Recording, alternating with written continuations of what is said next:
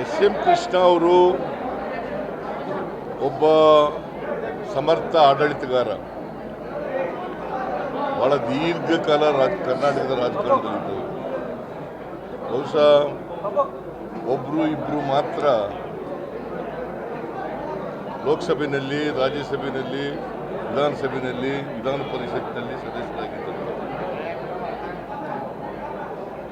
ಇವರು ಕರ್ನಾಟಕದಲ್ಲಿ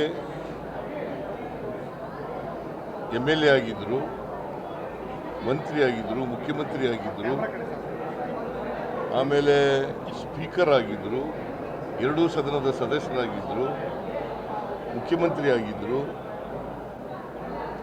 ರಾಜ್ಯಸಭಾ ಮೆಂಬರ್ ಆಗಿದ್ದರು, ಲೋಕಸಭಾ ಮೆಂಬರ್ ಆಗಿದ್ದರು, ಆಮೇಲೆ ಗವರ್ನರ್ ಆಗಿದ್ದರು, ಕೇಂದ್ರದ ಸಚಿವರಾಗಿದ್ದರು. ಸೊ ಹೀಗಾಗಿ ಭಾಳ ಒಂದು ರೀತಿ ಸಜ್ಜನ ರಾಜಕಾರಣಿ, ಮುತ್ಸದ್ದಿ ರಾಜಕಾರಣಿ. ಅವರು ಮುಖ್ಯಮಂತ್ರಿ ಆಗಿರುವಾಗ ಬರಗಾಲ ಎದುರಿಸಬೇಕಾಗಿ ಬಂತು. ಜೊತೆಗೆ ರಾಜ್ಕುಮಾರ್ ಅವರ ಅಪಹರಣ ಆಗಿತ್ತು.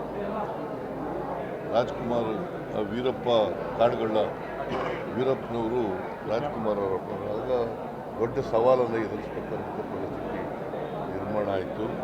ಅವರು ಮುಖ್ಯಮಂತ್ರಿ ಆಗಿರುವಾಗ ಭಾಳ ಇಂಥ ಕಠಿಣ ಸವಾಲುಗಳನ್ನು ಎದುರಿಸಬೇಕಾದಂಥ ಪರಿಸ್ಥಿತಿ ನಿರ್ಮಾಣ ಆಯಿತು. ಅದನ್ನು ಭಾಳ ಜಾಣ್ಮೆಯಿಂದ ಬಗೆಹರಿಸ್ತಕ್ಕಂಥ ಪ್ರಯತ್ನವನ್ನು ಮಾಡಿದರು. ಅಂಥವರನ್ನು ನಾವು ಇವತ್ತು ನಿಧನರಾಗಿದ್ದಾರೆ. ಅವರು 93ನೇ ವರ್ಷ ಕಾಲಿಟ್ಟಿದ್ದಾರೆ. ಕಳೆದ 6 ತಿಂಗಳಿಂದ ಅನಾರೋಗ್ಯದಿಂದ ಇದ್ದರು. ಅವರು ನಗಲಿದ್ದಾರೆ. ಅವರ ಆತ್ಮಕ್ಕೆ ಚಿರಶಾಂತಿ ದೊರಕಲಿ ಅಂತೇಳಿ ಹೇಳ್ತಾ, ಅವರ ಕುಟುಂಬ ವರ್ಗದವರಿಗೆ, ಅವರ ಅಭಿಮಾನಿಗಳಿಗೆ, ಅವರ ಸ್ನೇಹಿತರಿಗೆ ಅವರ ಸಾವು ದುಃಖವನ್ನು ಭರಿಸ್ತಕ್ಕಂಥ ಶಕ್ತಿ ಕೊಡಲಿ ಅಂತೇಳಿ ದೇವರಲ್ಲಿ ಕೊನೆ ಬಾರಿ ತಾವು ಸಂಪರ್ಕ ಯಾವಾಗ? ಕೊನೆ ಬಾರಿ ನಾನು ಆಸ್ಪತ್ರೆಯಲ್ಲಿದ್ದಾಗ ಒಂದು 2 ತಿಂಗಳ ಹಿಂದೆ ಮಣಿಪಾಲ್ನಲ್ಲಿ ಆಸ್ಪತ್ರೆಯಲ್ಲಿದ್ದಾಗ ಭೇಟಿಯಾಗಿದ್ದೆ. ಆಗ ಚೆನ್ನಾಗಿ ಮಾತಾಡ್ತಾ ಇದ್ದರು. ನಿಮ್ಮನ್ನು ಮಾತಾಡ್ತಾರೆ ಏನಂದ್ರೆ ಸರ್ ಲಾಸ್ಟ್? ಏನಿಲ್ಲ, ನಾನು ಬಂದಿದ್ದೀರಿ, ಭಾಳ ನಮಸ್ಕಾರ ಅಂತಂತ ಹೇಳ್ತಾರೆ. ನಾನು ಹೆಚ್ಚು ಮಾತಾಡೋಕ್ಕೆ ಹೋಗಿಲ್ಲ. ಬಿಕಾಸ್ ಅವರು ಅಷ್ಟೊಂದು ಮಾತಾಡೋ ಪರಿಸ್ಥಿತಿ ಇರಲಿಲ್ಲ. ಶಾಸಕರೆಲ್ಲ ಅವರು ಕರ್ತಳಿ ಮಾಡಬೇಕು ಅಂತ ಹೇಳಿ ಒತ್ತಾಯ ಮಾಡಿದ್ದಾರೆ. ವಿಧಾನಸೌಧ ಒತ್ತಾಯ ಮಾಡಿದ್ದಾರೆ. ತೀರ್ಮಾನ ಮಾಡ್ಬೋದಾ ಸರ್? ವಿಧಾನಸೌಧ ಈಗ ಕೂತ್ಕೊಂಡು ಚರ್ಚೆ ಮಾಡ್ತೀವಿ. ಸರ್ಕಾರ 3 ದಿನ ಶೋಕಾಚರಣೆ ಘೋಷಣೆ ಮಾಡಿದೆ. 3 ದಿನ ಶೋಕ ದಿನಾಚರಣೆ ಮಾಡ್ತಕ್ಕಂಥದ್ದು ಮಾಡಿದ್ದೀವಿ.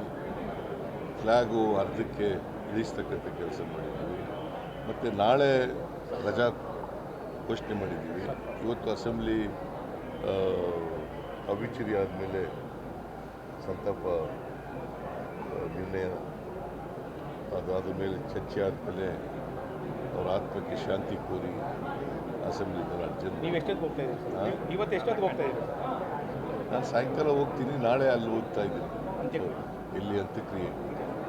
ಸರ್ ಕೇಂದ್ರದಿಂದ ಸಮುದಾಯದವರು ಇವತ್ತು ನಮ್ಮನ್ನು ಭೇಟಿ ಮಾಡಕ್ಕೆ ಅಪಾಯಿಂಟ್ಮೆಂಟ್ ಕೊಟ್ಟರು. ಪಂಚಮಸಾಲಿ ಸಮುದಾಯದವರು ಇವತ್ತು ಅವರು ಬರೋಕ್ಕೆ ಹೇಳಿದ್ರು, ಬರಲಿಲ್ಲ. ಬರ್ರಿ, ನಾವು 10 ಜನ ಬರ್ರಿ ಮಾತಾಡೋಣ ಅಂತಂದ್ರೆ ಬರಲಿಲ್ಲ. ಅಸೆಂಬ್ಲಿ ಅರ್ಜೆಂಟ್ ಆಯ್ತಲ್ಲ, ಹೋಗ್ತಾ ಇದ್ದೀವಿ. ಸರ್ ನಾಳೆ ಅಂತ್ಯಕ್ರಿಯೆ ಸಂದರ್ಭದಲ್ಲಿ ಕೇಂದ್ರದ ಕಾಂಗ್ರೆಸ್ ನಾಯಕರು ಯಾರ್ಯಾರು ಬರ್ತಾ ಇದ್ದಾರೆ? ಹೋರಾಟವನ್ನು ಮುಂದುವರಿಸ್ತೀವಿ ಅಂತ ಹೇಳಿದ್ರು. ಈಗ ಪ್ರಜಾಪ್ರಭುತ್ವದಲ್ಲಿ ಹೋರಾಟ ಮಾಡಲಿಕ್ಕೆ ನಮ್ಮದೇನು ವಿರೋಧ ಇಲ್ಲ. ಪ್ರಜಾಪ್ರಭುತ್ವದಲ್ಲಿ ಎಲ್ರಿಗೂ ಹೋರಾಟ ಮಾಡಲಿಕ್ಕೆ ಹಕ್ಕಿದೆ. ಅವರು ಮಾಡ್ತಾ ಇದ್ದಾರೆ.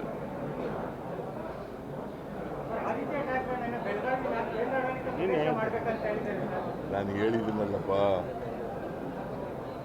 ಮಹಾಜನ್ ಆಯೋಗದ ವರದಿನೇ ಅಂತಿಮ. ಅದನ್ನು ಬಿಟ್ಟು ಪದೇ ಪದೇ ಮಹಾರಾಷ್ಟ್ರ ಅಲ್ಲ ಬೆಳಗಾಂ ಮಹಾರಾಷ್ಟ್ರ ಸೇರಬೇಕು ಅಂತ ಹೇಳಿದ್ರೆ ಅದು ಅವರ ಮೂರ್ಖತನ, ಬಾಲಿಶವಾದಂಥ ಹೇಳಿಕೆ. ಅದನ್ನು ಕರ್ನಾಟಕ ಸರ್ಕಾರ ಸಹಿಸಲ್ಲ.